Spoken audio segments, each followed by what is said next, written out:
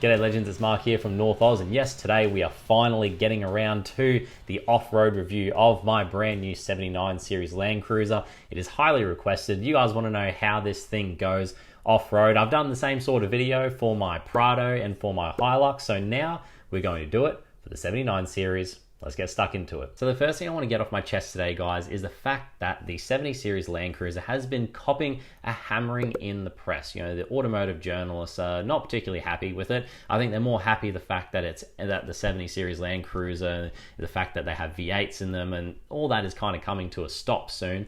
I think that people are more happy that they're leaving the market than they are the fact that they're producing, you know, different models and stuff with the new facelift model 70 series. So I think that it's really copped a hammering in the press lately, and you know, the 70 series LandCruiser is the punching bag of the four-wheel drive scene. You know, people often rip on them, and you know, and the reporters do not give them a very good rap. So you know, the main draw card that the 70 series LandCruiser has is your legendary toughness, reliability, and off-road capability. Those are the three things that people really look to the LandCruiser for. So for me, doing an off-road test, or thrash test I call it, can I test all three of those in the one video? Yes, I have, and we'll be answering whether or not those three things, so going off-road and testing all the off-road capability, is that enough to take someone and I guess draw them to the 79 series, to the 70 series LandCruiser?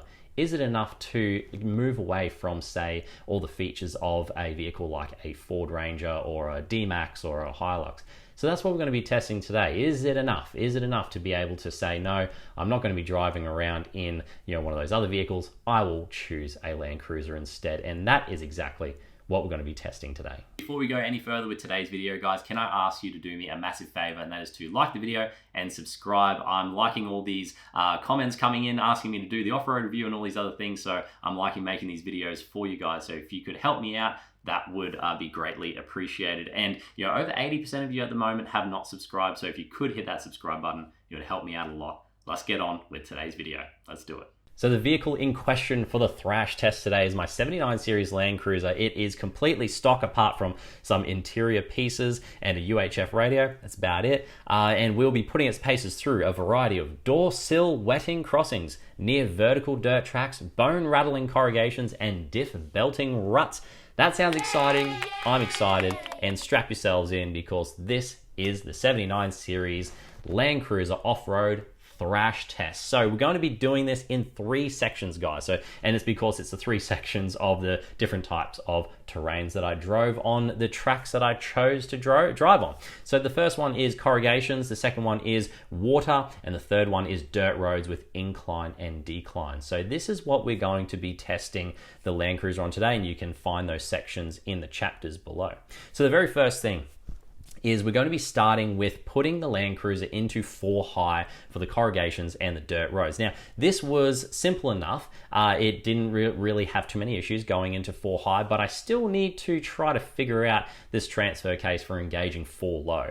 It really wasn't that difficult, but you know, getting out, locking the hubs, all that sort of stuff, it's not that big of a deal because you know, it does have manual locking hubs, so you need to get out and you need to actually use the tire iron to move the little nut to move it into locked, because you can have it on auto locked, but they're unreliable at the best of times. So I just get out, lock it, make sure it's in 4 high, and make sure I can engage 4 low. And all you do is just switch it. Switch it, and it just clicks in, done. Now, it doesn't take very long, but I found the manual transfer case to be a bit vague when selecting 4 low, and it didn't really engage properly, which unfortunately I found out halfway into a water crossing when it looked like 4 low was engaged because the traction control turns off. So that's like the telltale sign that it's all working fine. But I actually found out that I wasn't actually in gear correctly. So I had to fiddle around with it a little bit more. I lifted it up again, crammed it even harder into 4 low, and I managed to get it in there, and then it was all sweet from there. So I probably maybe a bit of user error as well, but you know, not as easy as say the Hilux or the Prado, where all you have to do is just flick a switch and all of a sudden you are over into 4 low and 4 high. Now remember, the Prado for me had a 4 high constantly engaged all the time anyway, so that was something as well that I appreciated. And the fact that it got very similar fuel economy to my Hilux and to my LandCruiser, which I'm getting great fuel economy, by the way, on the LandCruiser. I'm not saying anything about it because I'm sure the second I say it, it will drop really quickly. But the LandCruiser is getting about 10 litres per 100 kilometers. And people aren't believing me in the comment section, but I'm up to my third tank right now, and I'm getting consistently over 1,000 kilometers out of a tank, not even filling up with 100 litres. So pretty crazy, I know. But anyway, going back to our test. So the very first thing, guys, the very first section that we went over was the corrugation. So the very first thing that I noticed was that I managed to find a really big stretch of corrugation. That was the most important thing. I wanted to make sure that I gave this a pretty serious test. And the very first thing that I actually came across on that road was a really deep ruts, because we've had a lot of rain here, up here in far north Queensland, and it washed out a lot of the tracks that we have up here. And I actually didn't see how deep this one section was. It was really deceptive, and because it was in the shadows of the tree, so I went quite late in the afternoon, and I actually dropped one of my wheels into the ruts and scraped my diff all the way along the bottom. Now, luckily it wasn't that serious. I was able to pull myself out regardless, just under my own power anyway. But it just goes to show that there were some pretty deep sections of ruts, and also this corrugation was really bad. It was like, I would say, probably the worst I've ever seen, and I went up to the Cape, so that gives you a bit of an idea.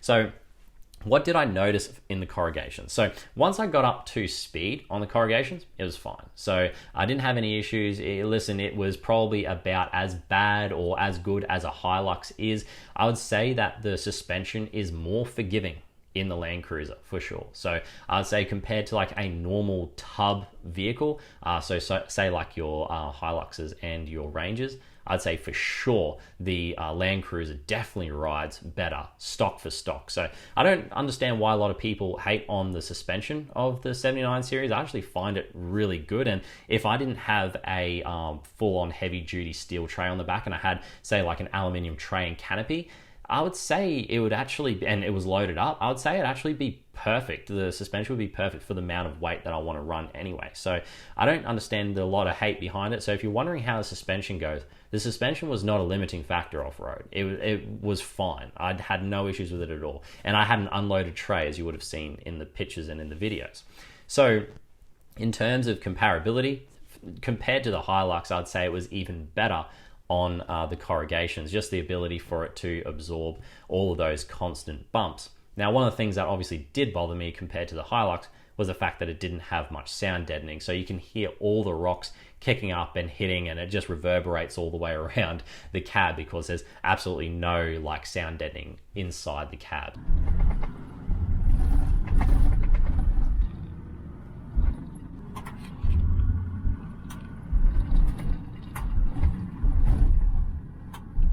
So the sound just keeps bouncing and bouncing around. So that is a little bit annoying. And obviously I have a steel tray as well. So all the rocks that I'm kicking up are hitting the steel tray, and it's hitting everything. It basically hits everything. You can hear the rocks hitting absolutely everything in, on, under the vehicle, whatever. So it is very loud once you're kind of hitting that loose surface for sure. Now, it's probably, I would say, out of all the 3 sections that I tested, it is probably most at home on the corrugations and the dirt roads. So we'll talk about dirt roads soon, but it was probably most, I'd say, usable and at home on that rough sort of corrugated road. So if you're wondering how, this vehicle would go, kind of just going down your dirt tracks, going down the farms, going down to your, waterfalls and doing that sort of stuff, this is absolutely perfect for it so far. So a great start for the 79 series LandCruiser. So moving on to the next section now, which is the water crossing. So how did it go in the water crossings? Now, don't get me wrong, I didn't do any water crossings that were windshield high because, for one, I still had my stock snorkel on the vehicle at the time. And as we know, the stock snorkel on the 79 series LandCruiser is only a raised intake. It is not designed to be able to submerge the vehicle under any amount of water. So I didn't really go crazy on the water, but I did get a little bit of high. I'd say up to the wading depth or close to it of the wading depth of the vehicle that is recommended by Toyota. So I can speak about that. Now, one of the things that I noticed was that, like I said, I had a little bit of trouble when I first started going through the water crossings. I had the vehicle in 4 low, but I thought I did anyway. But anyway, that didn't end up engaging properly. Once I had it engaged though, very different story. Like, I thought it being in 4 low and first and just kind of trudging through the water was fantastic. I thought it was great. The way that it pulls, so I just put it in first. So once I engaged 4 low, I stuck it in first gear, and it just, under the kind of the own power of the engine, it just pulls you through these water crossings.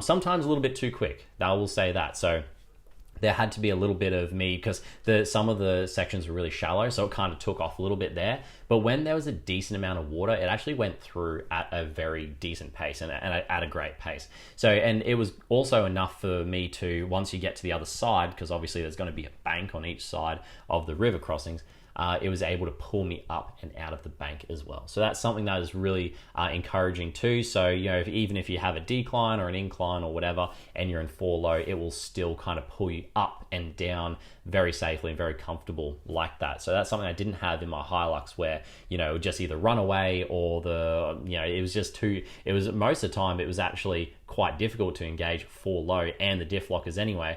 So, a lot of the time I actually barely use the diff lockers in my Hilux anyway, which is great news, because in my 79 series, I don't have any diff lock. So that's another thing as well. If you're watching this thinking, oh, can I do this in mine? Well, all I have is just the 4-wheel drive. I don't have lockers or anything like that, which I will get lockers eventually. I might just get a rear air locker. That's probably about as much as I'll go. It's probably as much as I'll need anyway. So water crossings, can't complain about it compared to the Hilux. I've done this exact same track in my Hilux, and I thought the LandCruiser just soaked it up so easily. And because one of the things I want to say is that because the way that the LandCruiser is set up in terms of the height, there is less down low. Bit hard to explain, but next time if you have a LandCruiser, or you have a look at a LandCruiser side by side with a IFS vehicle, so independent front suspension vehicle, if you have a look at those two side by side, you can see there's a whole pile of just stuff. There's a whole pile of suspension components and all this stuff, all hanging down really low on the front. But on the 79, you don't really get much of that. It all kind of sits like high up, if that makes sense. And it's all kind of streamlined as well. So when you do actually hit the water, you're not getting all that resistance straight up. You kind of just glide into the water crossing and into the water. And it makes it a lot easier to cross the river crossing. So I have done Cape in my in my Hilux, and I found that the second I hit the water, I got all this resistance, so I had to kind of be a bit careful. But in the 79, I don't quite get that. You can kind of hit the water at a little bit more speed. So I don't recommend doing that, of course, because it can cause problems, but you get what I mean. You can go through the water a little bit faster if you wish. So the water crossings I had no issues with. I would just recommend as well, guys, if you are doing water crossings, is to replace your air intake with a proper one-piece snorkel. So I've got a video coming up of me installing a snorkel, and it is a TJM AirTech. So if you guys want to have a look at that, I paid for it with my own money and stuff, and I'll show you how to install it. But there's a couple of tips and tricks, so you might want to keep an eye out for that video too. It's going to be a good one. So the last section I want to talk about is the dirt roads. So we're talking about inclines and declines as well. So I got a lot of footage of me doing that. I also got a lot of I did a lot of driving on the dirt roads, because that's mostly what you're going to be tackling, right? You're going to be tackling either your corrugation, so if you're going up to the top of Australia or whatever, you're going to be finding mostly corrugations. You're going to be finding mostly dirt roads. So how does it go on the dirt roads? And very similar to corrugations, it's right at home there. So if you're doing most of your travel on the dirt roads, then yeah, it's going to handle it great. Is it going to handle it better than a Hilux or one of the other tub vehicles, or like your Rangers and that? In my opinion, yes. In my opinion, fully loaded up, 100% it will. The only other thing that I might say that it doesn't do very well is just the sound. So again, you're kicking up all these rocks and it can be quite loud. So having conversations can be a bit loud as well. But for me, I feel like that it is a better suited vehicle if you're talking utes. I feel like that the 79 series Land Cruiser handles the corrugations a bit better, and also the dirt roads and also the inclines and declines. The V8 helps tremendously.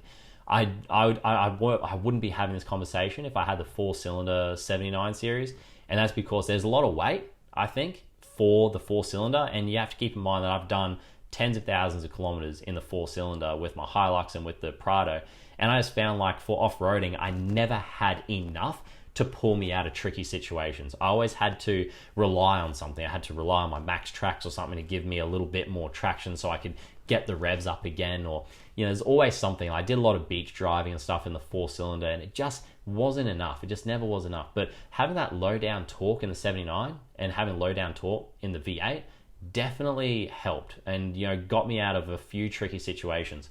One of the big negatives I'll say though of the 79 off-road is the gearbox. The first gear is terrible. So if you're at the bottom of a hill and you're at like a standing start and you're staring at the top of this hill, trying to get out of first, because first is so short, trying to get out of first will be a hairy situation because you'll want to get into second as soon as you can.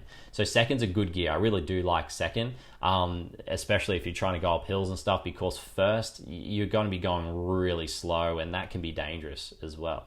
So that first gear for me is something that annoys me consistently, because you don't get much speed out of it, and that can be a bit of a problem sometimes. The flip side of that though is that first gear comes in really, really handy if you want to go slow through water crossings and up and down and have that controlled descent. So that's something just to keep in mind as well. And these are the things that I'm noticing as I'm taking this thing off road.